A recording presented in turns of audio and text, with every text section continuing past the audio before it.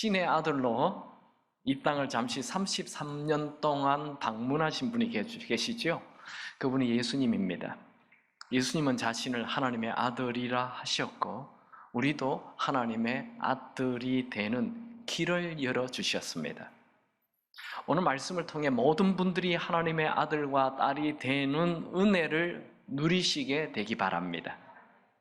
예수님은 하나님의 아들, 즉 신인데 마리아의 몸을 빌려 베들레헴에 태어나셔서 갈릴리 나사렛 동네에서 29년 동안 목수로 살았습니다.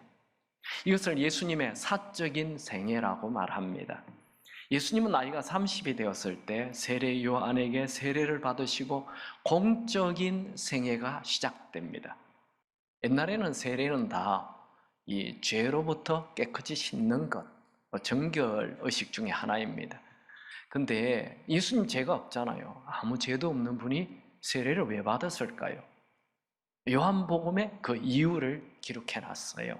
요한복음 1장 32절 34절에 보면 요한이 또 증언하여 이르되 내가 보매 성령이 비둘기같이 하늘로부터 내려와서 그의 위에 머물렀더라.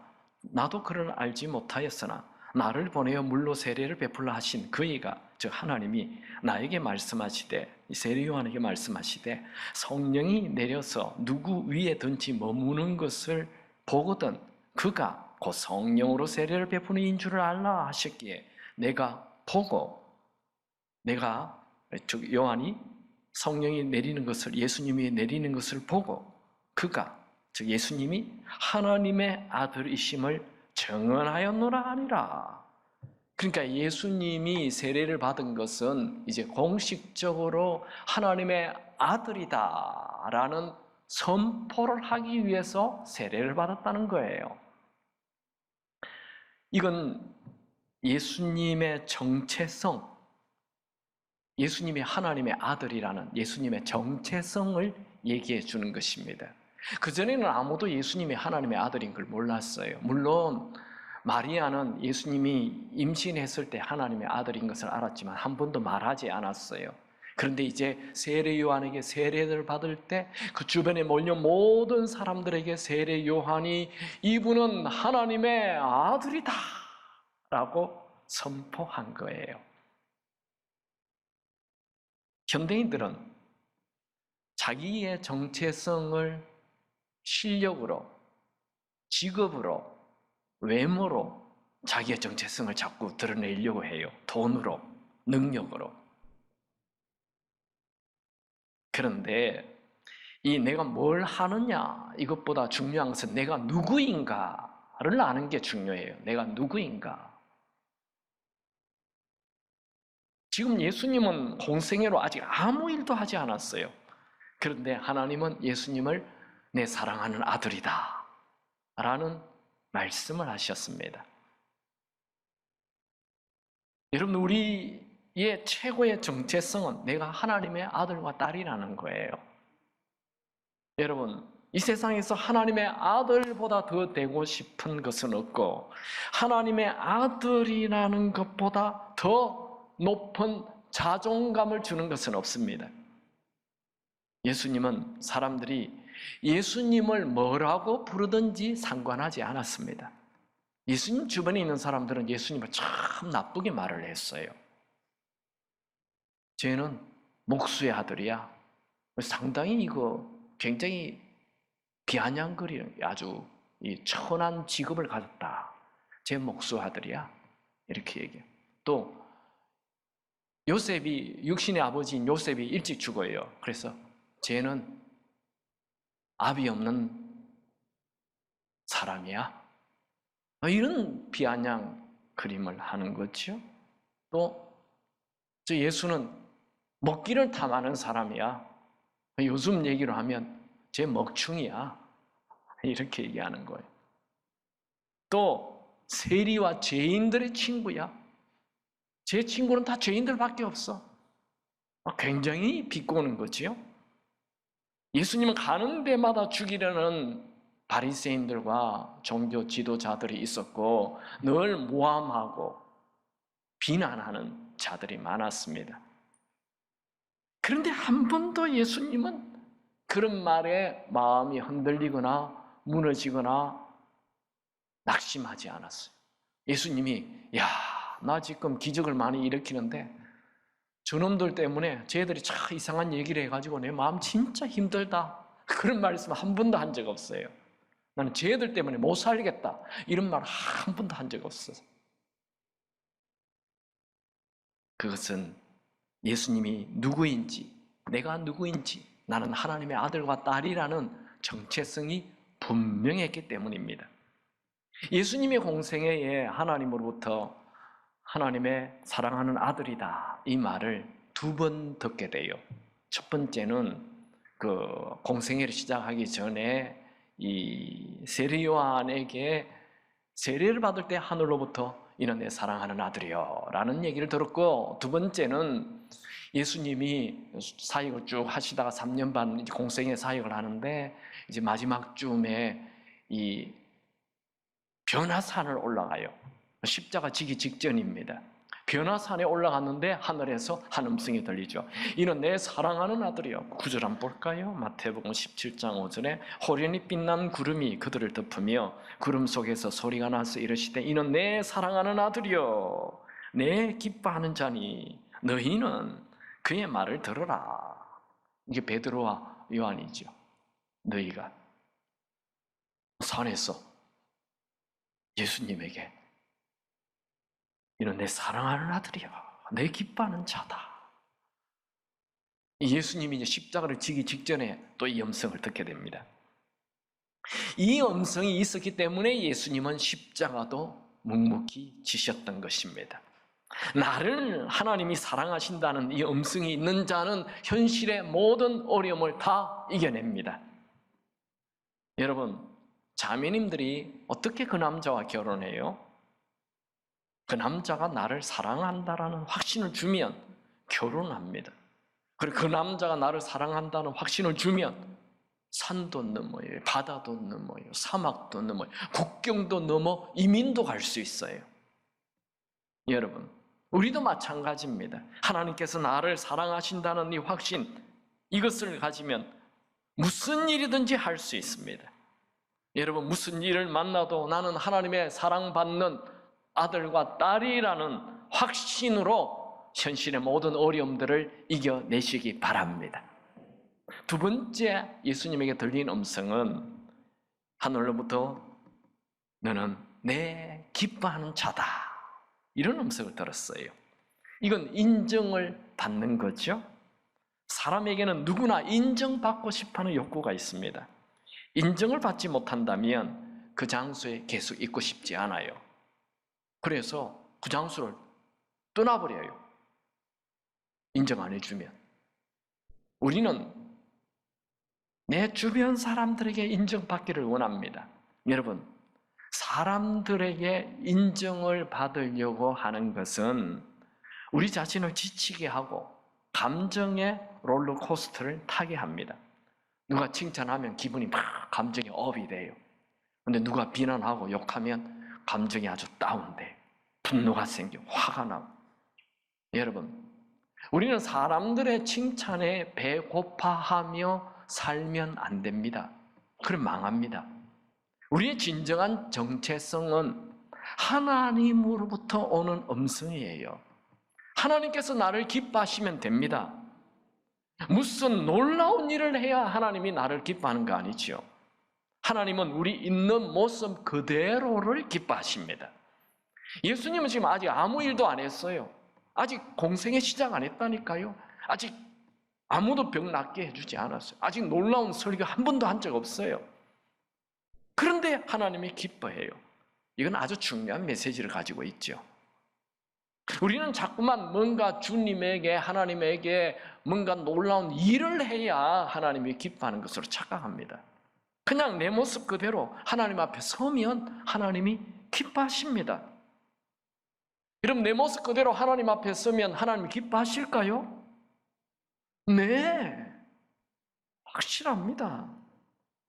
딸은 아빠한테 그냥 서기만 하면 아빠가 좋아해요. 여러분의 아빠는 안 그렇습니까? 저는 우리 딸이 저에게 오기만 하면 좋아해. 걔가 금 가져와야 좋아하는. 너 왜 금 안 가져왔어? 그러지 않아요. 그냥 걔가 오기만 하면, 내 앞에 서기만 하면 그냥 좋아요. 똑같습니다. 여러분의 모습 그대로 하나님 앞에 서십시오. 그러면 하나님이 기뻐하실 것입니다.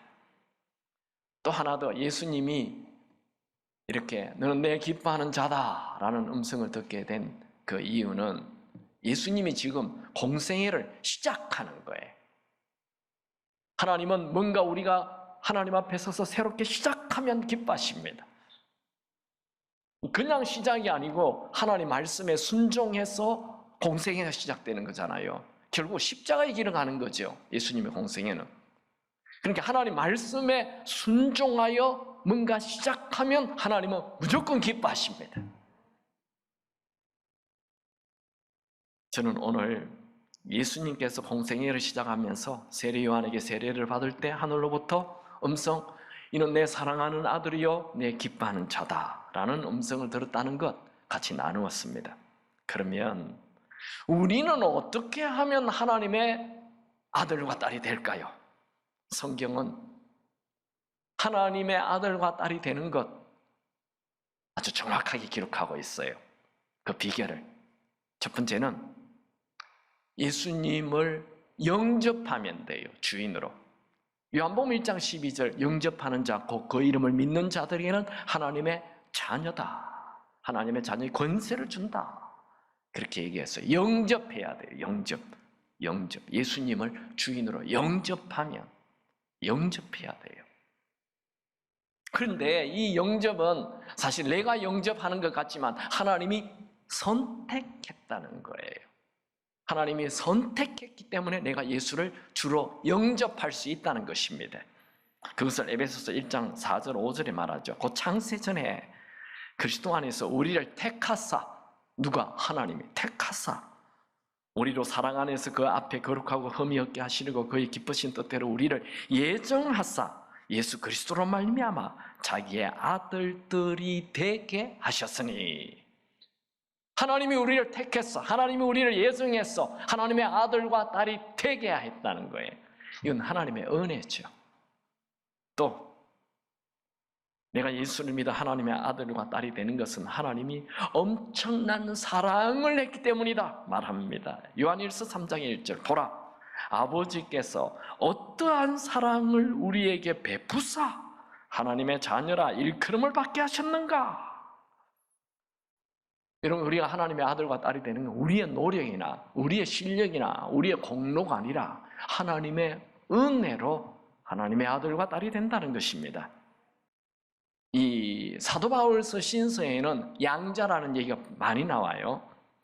예를 들면 방금 읽었던 로마서 8장 15절 너희들은 이 종의 영 받지 않고 양자의 영을 받았으므로 우리가 아빠 아버지라 부르시는다. 로마서 8장 23절 그뿐 아니라 또한 우리 곧 성령의 처음 익은 열매를 받은 우리까지도 속으로 탄식하여 양자 될 것.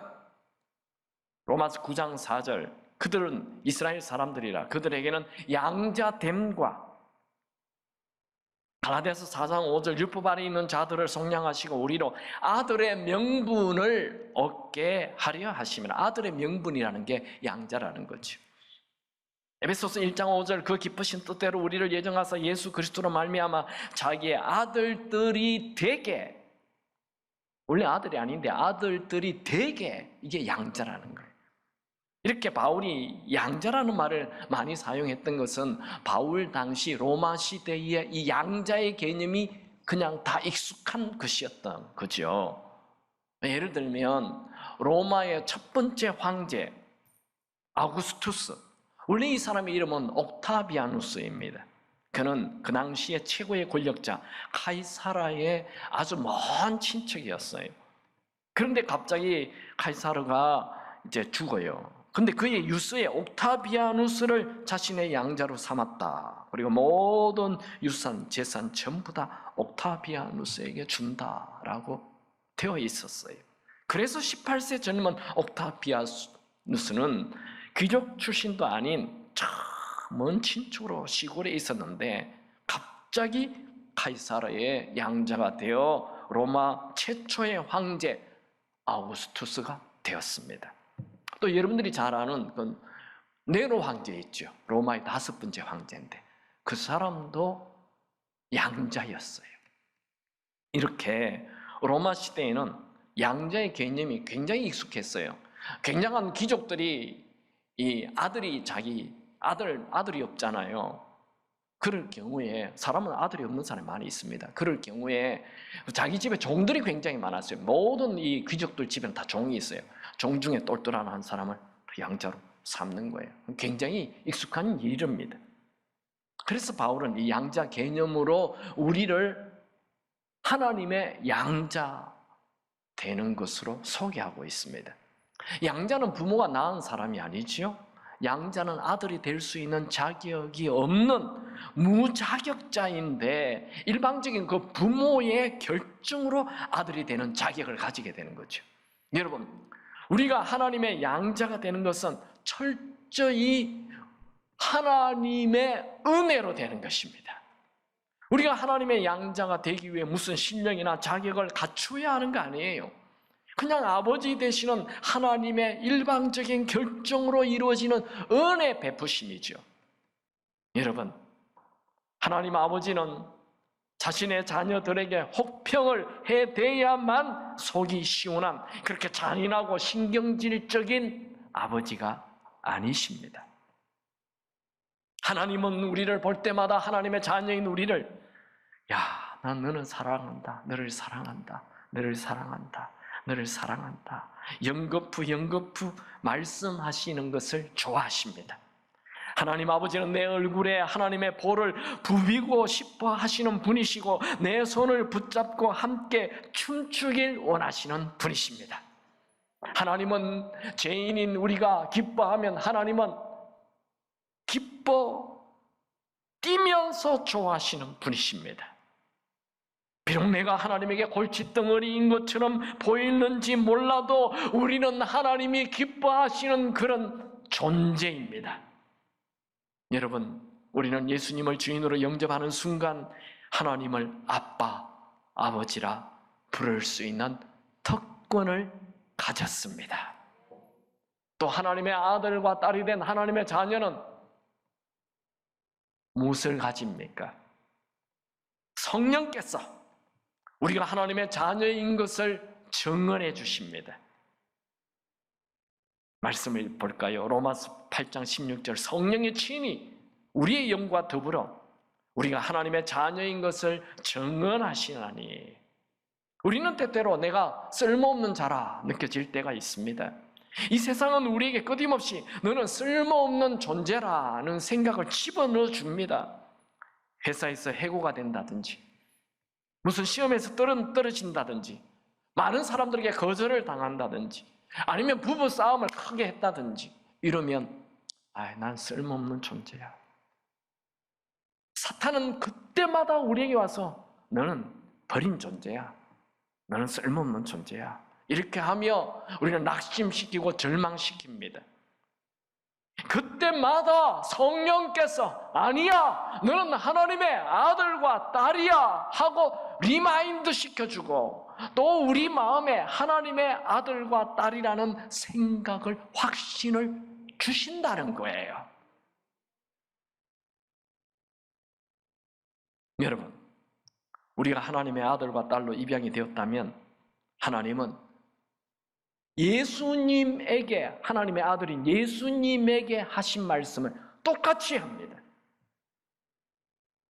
너는 내 사랑하는 아들이여 내 기뻐하는 자라. 여러분에게 이 하나님의 아들과 딸이라는 이 음성이 자주 일상생활에도 들리기 바랍니다.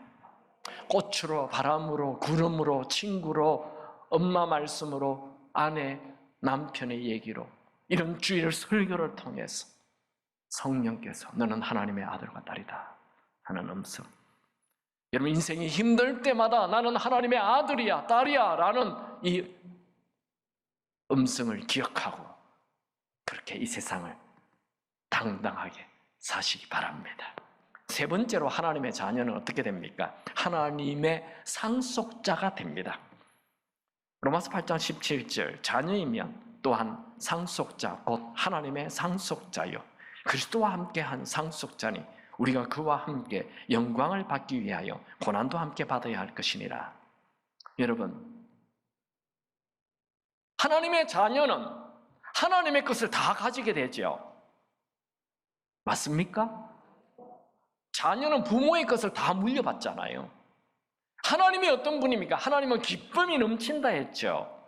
시편 16편 11절에 주께서 생명의 길을 내게 보이시리니 주의 앞에는 충만한 기쁨이었고 주의 오른편에는 영원한 즐거움이 있나이다. 그러니까 하나님 아버지가 굉장히 기쁨이 가득 즐거움이 넘치는 분이에요. 우리 하나님이. 그러니까 그분의 아들과 딸인 우리도 그것을 그대로 물려받아서 이 땅에서 기쁨이 넘치는 즐거움이 넘치는 자로 살아야 되는 것입니다. 여러분, 이 상속이라는 것은 꼭 부모가 죽고 나서 물려받는 것 아닙니다. 그 부모가 가지고 있을 때 이미 다 내 것이 된 것입니다. 우리는 죽어서 꼭 하나님의 것을 물려받는 것이 아니고 이 땅에 살 때도 하나님의 아들과 딸로서 하나님의 모든 것을 물려받은 자로 살아야 하는 것입니다. 여러분, 저 태양이 누구의 것입니까? 하나님 것이죠.